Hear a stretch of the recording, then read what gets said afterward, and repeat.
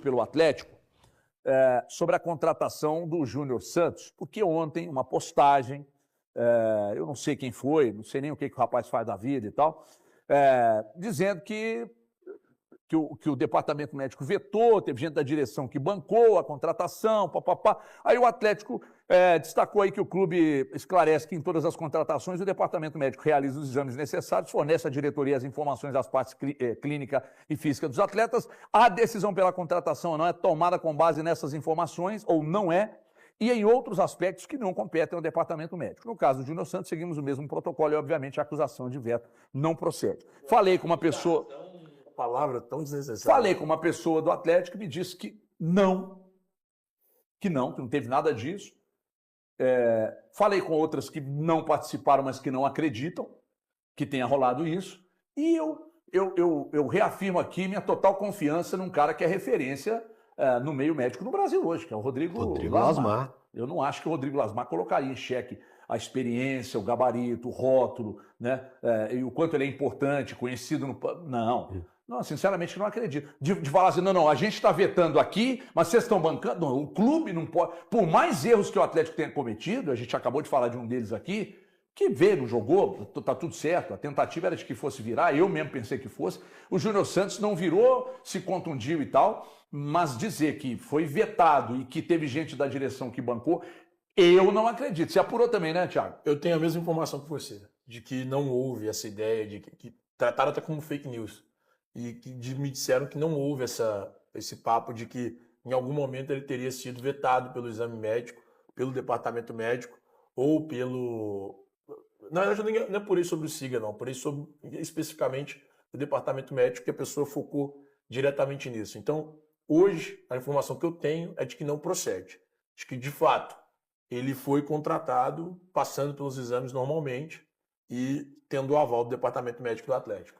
Aliás, eu acho que quem posta esse tipo de coisa, cara, sem ter um mínimo da checagem dos fatos ou algum documento para se resguardar, presta um desserviço à profissão que nós exercemos. E são coisas que viram verdades muito rapidamente, né? Cara, a rede social hoje, né, a capacidade que ela tem de espalhar algo, principalmente quando você coloca nomes como o do Atlético, a instituição Atlético, coloca o nome do Júnior Santos, o maior investimento do Atlético na temporada, que vem de duas lesões, que são coisas do futebol. Eu acho que o Valu foi muito feliz hoje lá no programa, e ele deve falar sobre isso aqui. O Júnior Santos, na temporada passada, passou por uma lesão grave. E isso, as mudanças que aconteceram, tanto dele no Botafogo, a reta final que ele teve no Botafogo, fez gol importante do título lá, da Libertadores. Depois ele começa a temporada no Botafogo, vem para o Atlético, já entra como titular logo de cara. O Atlético precisando vencer, tendo a pressão de vencer.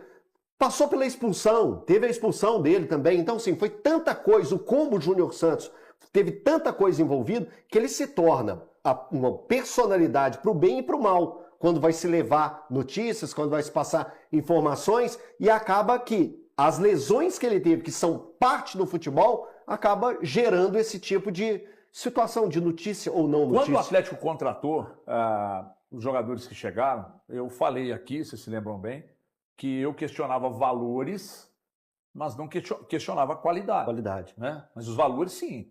Altos, né? Valores muito altos, empregados, jogadores, que eu não sei se teriam cabedal para chegar, grandes mudanças e tal. Mas o Júnior Santos, eu sinceramente... Eu acredito que se tivesse algo muito sério e o departamento médico chega para a direção, independentemente da pressão que havia no momento, para contratar, para se reforçar, eu duvido, sério que eu duvido.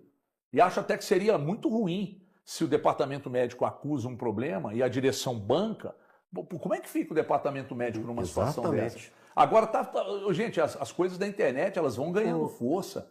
Quantas vezes a gente recebe as coisas que vão ganhando força, aí você vai no clube para saber e os caras falam assim, pô, isso nasceu de um Zé Ninguém aí. O Atlético chegou a Caracas por volta de meia-noite, mais ou menos, e logo no desembarque o Breno Galante registrou um papo com um cara que vem sendo muito questionado, que pode inclusive pintar como titular. Aliás, como tem oportunidade, hein, Galante? Fala com ele aí.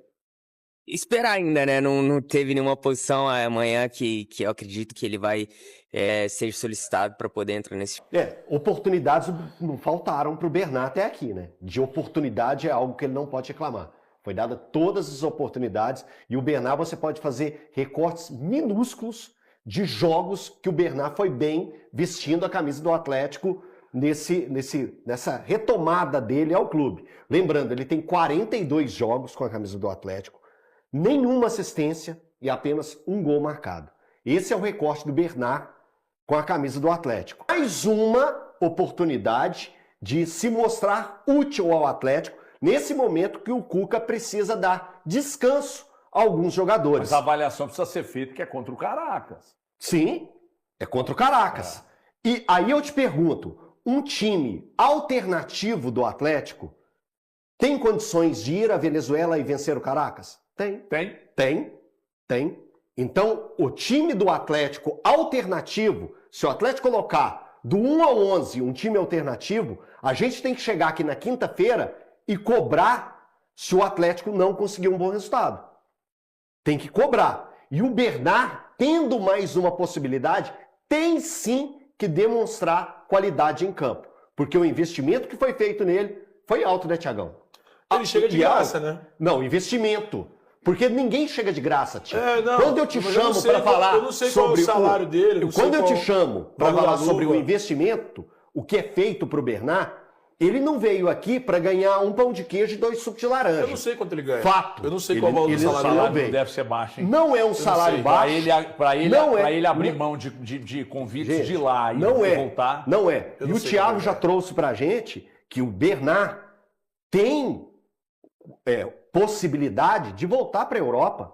Velho, se o Bernat tem a possibilidade, se chegou realmente, ou se chegar realmente uma proposta para o Bernat para voltar para o futebol europeu, que ele volte. Você desistiu do Bernat, Não desisti, eu tô dando uma dica para ele de vida. Porque poucos jogadores, a gente pode fazer um levantamento, poucos jogadores no Brasil têm a possibilidade de, aos 32 anos, voltar ao futebol europeu. Pouquíssimos.